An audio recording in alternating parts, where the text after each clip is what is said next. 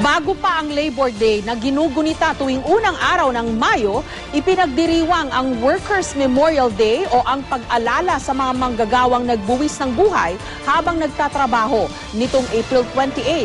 Ayon sa isang NGO, 3 manggagawa ang kada linggo na mamatay sa kanilang pinagtatrabahuhan.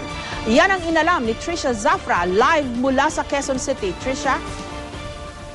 Jessica, bago nga ang paggunita ng Labor Day tuwing May 1 ay ginugunita muna ang Workers' Memorial Day tuwing April 28. Dito inaalala, Jessica, yung mga manggagawa natin na nasasalubong yung kanilang kamatayan sa gitna ng kanilang paghahanap buhay at kadalasan yan daw ay dahil sa hindi ligtas na working environment. At sa pinakahuling pag-aaral nga ng Institute for Occupational Health and Safety Development, lumalabas na kada linggo may 3 manggagawa tayo na namamatay dahil nga sa hindi ligtas na occupational conditions.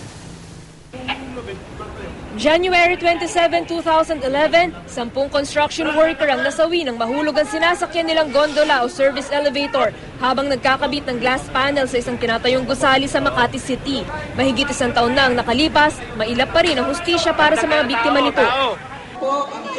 Di alintana ang pagod at nagsusungit na panahon, bumiyahe pa mula Antipolo, Rizal patungong Maynila sina Aling Marites at Aling Marisa para makiisa sa mga kilos protesta ngayong araw ng paggawa. Hanggang ngayon, 1 taon na mahigit.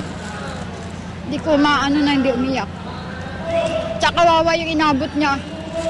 Sabog yung dito, alas naputol yung leeg. Tsaka, kayo po ba, kung nasa inyo, papayag ba kayo na 150, ganun, kabayaran ng, para sa anak nyo, ng buhay?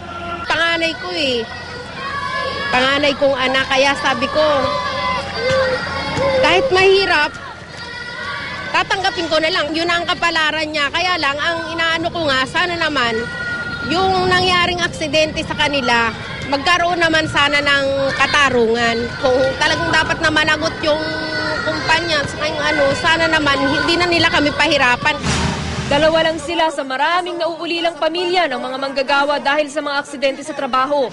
Ayon sa Institute for Occupational Health and Safety Development, nitong nakaraang 2011, 126 ang naiulat na namatay dahil sa occupational accidents. 56 dito o 44% ay nangyari sa construction sector. Kung susumahin, lumalabas na kada linggo. 3 ang nasasawi dahil sa work-related accidents. Ayon pa sa pag-aaral, namimiligro ang buhay ng mga manggagawa dahil sa hindi pagtupad ng mga employer sa basic occupational health and safety standards.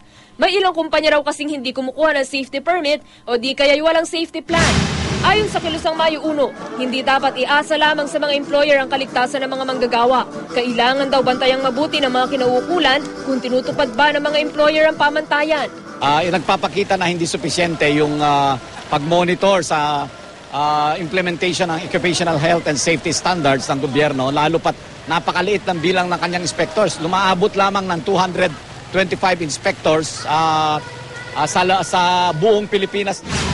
Kung tingin daw ng ating mga manggagawa ay delikado ang lugar na kanilang pinagtatrabahuhan o may mga paglabag sa safety at health standards, pwede raw makipag-ugnayan sa KMU o IOH-SAD sa mga numerong nasa inyong telebisyon. Jessica, sa isang text message, sinabi ni Labor Secretary Rosalinda Baldos na kaka-aproba lang ni Pangulong Noynoy Aquino ng 372 na bagong plantilla positions para nga sa mga labor inspectors at patunay daw yan na porsigido ang pamahalaan na ipatupad yung mga standards ng labor and ng safe and health standards ng ating labor. Jessica? Yes, kasi mataas yung 3 workers a week na namamatay dahil sa occupational hazards. Oo, tama yan, Jessica. At bukod pa nga dyan sa bilang na yan, dun sa 126 na work-related deaths, 126 din yung naitala ng IOH-SAD na work-related injuries naman noong 2011 din. At karamihan nga raw talaga dyan ay galing nga sa construction sector, Jessica. Okay, maraming salamat, Trisha Zafra.